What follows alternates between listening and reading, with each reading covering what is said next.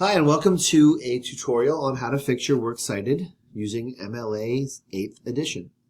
First thing we have to do is fix the MLA format altogether here. And so I'm going to go ahead and use shortcuts rather than using the toolbar at the very top. Instead of saying select all, I'm going to go with Control A. Instead of saying paste, I'm going to go Control V. Same thing with copy, Control C. So if you select everything, Control A, you automatically will go up to here, and you got to make sure that the fonts are all at size 12. We'll keep Arial. I like Arial. It's not bad. And then you're going to fix the line spacing. And so on the toolbar, you're going to see this up and down arrow with the justification or some sort of type in there, and you're going to click double. Now right away we are good to go.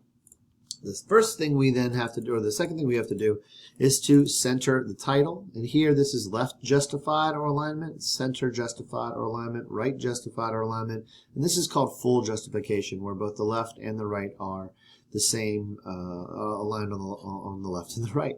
So we're going to make the title centered. Take that last little space out.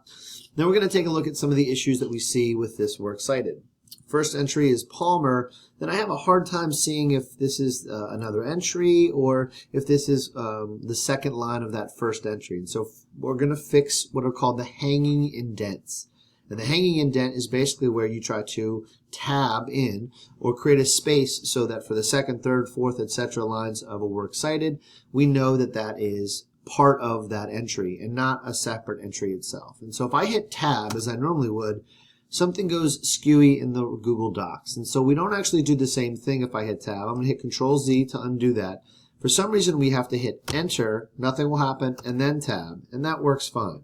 Then it looks like this is another author, so we'll go down to the second line. If I hit just tab now, same thing happens. Control Z, I'm going to hit enter and tab. And again, that's just something that is skewy on the Google Docs formatting. And so enter tab, we have the same problem there. We'll fix that. Okay, so now I have Palmer, Airy, and Lamb. Well, this has to be in alphabetical order, so let me go ahead and take this first entry, drop it down. I'm going to hit backspace, Control V, and I've pasted the new entry. Okay, so now we have an author, a short title of a work from a website, and we have some sort of strange question with this dash and then English Club.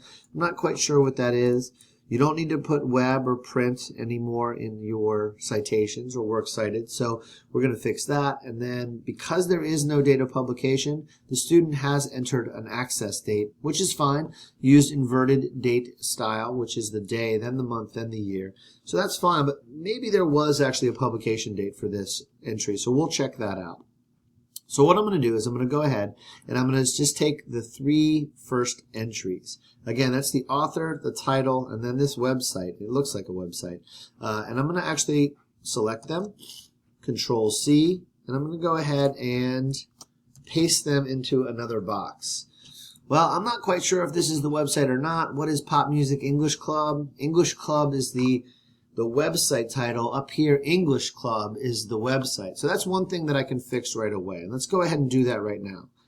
English Club is the name of the website, but I want to make sure that I'm formatting everything correctly. And so I'm going to go to Purdue's OWL, the Online Writing Center. And you can see right here on Purdue's Online Writing Lab, we see on the left-hand side all sorts of different ways in which to work with your in-text citations, and then all of these issues for basic format, books, Works Cited, periodicals, electronic sources. Well, I know this is a website, so I'm going to go ahead and scroll down. This is the basic style for citations of electronic sources. You need an author, the article name, the title of the whole website, any version numbers. Okay, we got posting dates in here. If there's a different publisher from the website, then that is something to put in. Page numbers, if there are page numbers, sometimes those happen with PDFs. Date you access the material. And this is a little misleading. You don't actually need the date accessed because you're going to include a URL, and you'd like to actually put HTTPS ://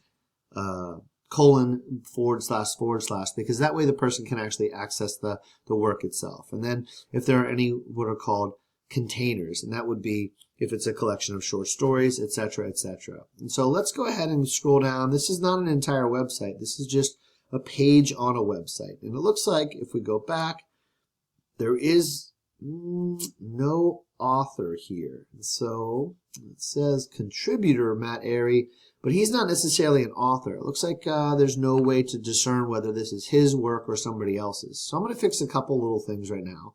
First, I'm going to take off Matt Airy. That's going to change the alphabetization, so we have to fix that. We'll go ahead and cut this, Control X,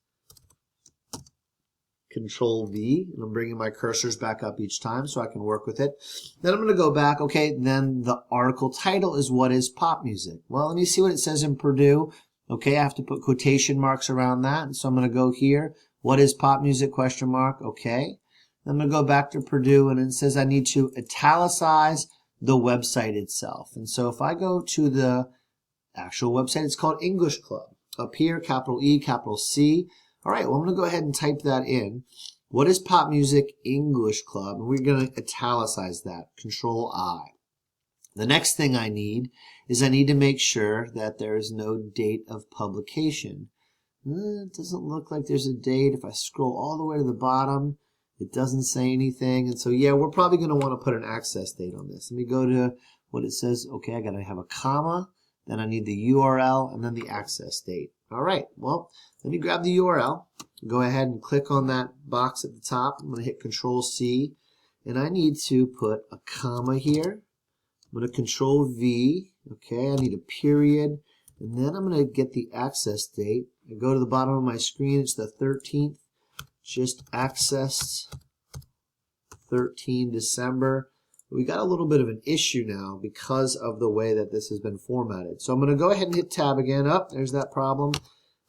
Enter tab, and you're going to do that same thing. Now the second entry, the second hanging indent, you actually only need to hit tab, but you're going to need to hit backspace. Again, let me show you that one more time. If I hit tab on the third line for the hanging indent, it's actually going to do the same thing as happened before, and I'm going to need to hit backspace so that they're all aligned. Okay, let me see what I got going on here. It looks a little skewy, but the reason why is because I can't actually bring this all the way up without the URL all the way up without moving the actual website title. So I'm going to fix that, and that looks pretty good. Okay, we have it in alphabetical order, L, P, W. Here, this one's perfect because there was no author, there was only a contributor. So I'm going to start with the article title. I italicize the website. I put a comma. I put a full URL, period after the URL, and then the access date. I hope that works out for you. You go ahead and do that to your own Works Cited, and you should be good to go. No one challenging you whether or not you actually have the right site. Thank you.